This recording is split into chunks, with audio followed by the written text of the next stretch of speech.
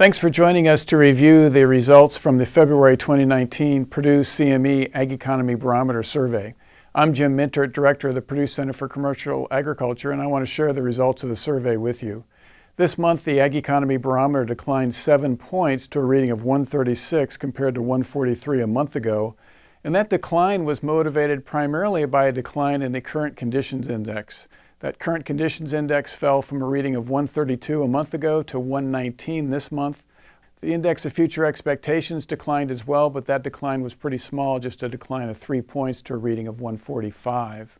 When we looked at the advisability of making large investments in farming operations in the form of machinery and buildings, that index fell to a reading of 50 versus a reading of 62 a month earlier. That still leaves us above where we were last September when the index bottomed out at a reading of 42, but it does leave that index well below where it was this time last year. We asked producers to rate farmland as an investment, and that improved, unlike the index of the Large and Farm Investment Index. And as you look at that from a longer-term perspective, that index bottomed out back in August at a reading of 52. It's improved consistently since then to a reading of 68 this month. We continue to ask producers about their plans for planting soybeans in 2019 versus 2018. And we focused on producers that told us they planted soybeans last year. Those producers indicated 23% of those producers indicated they plan to reduce their soybean acreage in 2019 versus 2018. We followed up with those same producers that said they plan to reduce their soybean acreage and asked them by how much they plan to reduce their soybean acreage. And 2/3 of them said that they plan to reduce soybean acreage by more than 10%, a rather substantial decline in acreage. USDA released updated forecasts for soybean acreage and corn acreage just last week at the Ag Outlook Forum.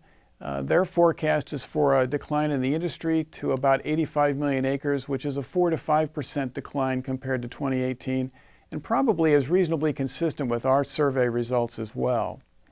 In this month's survey, we also asked producers what their growth rate expectations were for their farming operations in the upcoming 5 years, and the results were quite interesting. 50% of the producers in our survey said they had no plans to grow or might actually reduce the size of their farming operation. On the other hand, though, there is a group of people that are planning fairly rapid growth for their farming operation. 37% said that they plan to increase the size of their operation on an annual basis of 5% or more. And importantly, 5% of those producers said they actually plan to increase the size of their operation by more than 15% per year. Very rapid growth plans on the part of those farming operations. That wraps up our results for this month's survey. The next survey will be released on Tuesday, April 2nd. Thanks for joining us.